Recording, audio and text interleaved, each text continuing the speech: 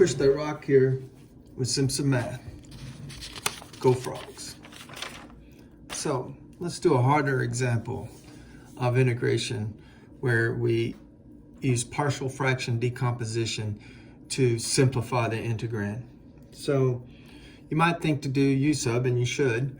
The derivative of a quartic is a cubic, but when I take the derivative of x to the fourth plus x squared, I don't get anything close to this. So u sub's looking a little horrendous. And since the power is less than the power down here, I'm not going to do the long division. So I think partial fraction decomposition, and I factor the denominator. So notice I factor it. Now this one's tricky because, first of all, we have a quadratic factor. Notice this quadratic will not reduce. So that's called a quadratic factor. It's an irreducible quadratic factor. I mean, we could factor it if we allow the use of imaginary coefficients, but we don't want to do that. So we have what's called an irreducible quadratic factor. Then we have x squared, but that's not an irreducible quadratic factor. X squared factors to x times x. So that's really just what we call a repeated linear factor. So we have a repeated linear factor here. When you have repeated linear factors, then you have to repeat them with varying degrees in your decomposition.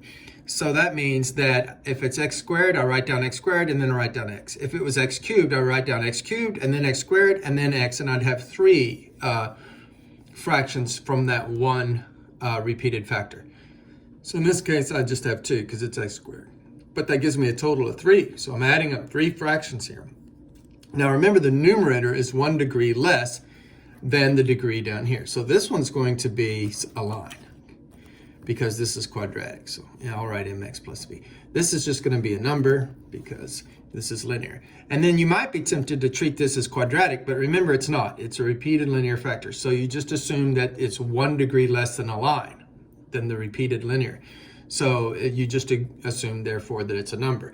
I've already used up b over here and a, so I'll call this c. Now, you multiply through by the denominator. So I'm going to multiply this. When I do that on this side, if I multiply the numerator by x squared times x squared plus 1, then this denominator cancels with what I'm multiplying by, and I just get the numerator. So I'm going to write big N here for numerator since I used up that space. Over here, I'm going to multiply by the x squared times x squared plus 1. And notice that goes away, and I distribute a c across that binomial. I'm going to do the same with this fraction, x squared times x squared plus 1. That's tricky. Only one of these x's cancels. Yikes. So I have an x and an a that are distributing. So it's going to give me ax cubed plus ax, because it's not just ax squared plus a, but this x is also distributing and make it ax cubed plus ax. And then finally, I'm going to multiply this binomial by the x squared times the x squared plus 1, but the x squared plus 1 reduces, and I have x squared distributing across this binomial, so I have mx cubed plus bx squared. Now, over here, the numerator is a cubic. 2x cubed plus 3x squared plus x plus 2. What do we have over here? We have a cubic. You may not look like one, but it is one. Let's notice I have an ax cubed plus an mx cubed. I can put those together and factor out the x cubed, so I have a plus m times x cubed. See, this x cubed would distribute to both of those and give me ax cubed and mx cubed being added together. Then what about the x squareds? Well, I have the b and the c, so that's going to be c plus b times x squared. What about the x term? Well, I have an ax here, and that looks like it. Okay, so plus ax. And then what about the constant? Well, I have c. Oh, how convenient is that? C standing for constant. All right, so now notice that if two cubics are equal to one another, then the coefficients have to match up, of course. This 2 has to match up with this a plus m. We know that a plus m, not a plus b, but a plus m has to be 2. The coefficients for the x squared also have to match up. This 3 in front of the x squared, this 3 coefficient for x squared has to match up with that c plus b. So I know that c plus b is equal to 3. Well, then the coefficient on the linear term has to match up. So I know that since there's an understood 1 in front of this x, then I have a here, I know that a is 1. Oh, how convenient is that? Because that helps this a lot. If a is 1, I can subtract 1 over. At 1 plus m is equal to 2. So m is equal to subtract 1 from the 2, 1. Oh, wow, we've already got a and m. And then finally, c has to be 2. So we know c has to be 2 because the constants have to be the same if they're going to be the same cubic. So since c has to equal 2, I can plug in 2 here. And I can subtract 2 from both sides, and b is equal to 1. So that means the fractions were, remember, c is over an x squared, so I have a 2 over x squared. Okay. A was over x, so I have the 1 over x. That's going to be easy to integrate. I have an mx plus b, so m was 1, and so I have a 1x plus 1, mx plus b, over the x squared plus 1. So what I can do is rewrite this integrand as this. Let's do that on the next page.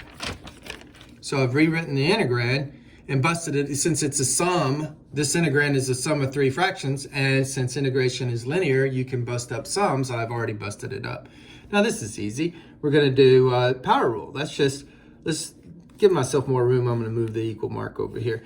So I'm going to put the 2 on the outside and rewrite that as x to the negative 2 dx.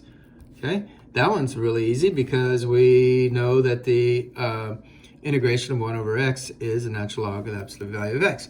This one's a little more challenging, but I'll bust it up. I'll decompose it further, walk like an Egyptian, and I have suddenly arctan right here and a simple u sub here. Simple u sub. So, let u equal the x squared plus 1 down there, and then du, it should be 2x dx. So I'll put a 1/2 here and a 2 there. So that's simply going to become 1/2 of 1 du is the numerator, because du is 2x dx, and I have 2x dx, so 1 du is the numerator, and then the denominator is simply u. So that's going to be easy to take care of. Meanwhile, this was easy.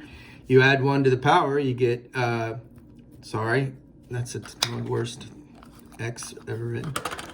X to the negative 1, put the reciprocal out front, so a negative 1 comes out front. This is the natural log of x, absolute value.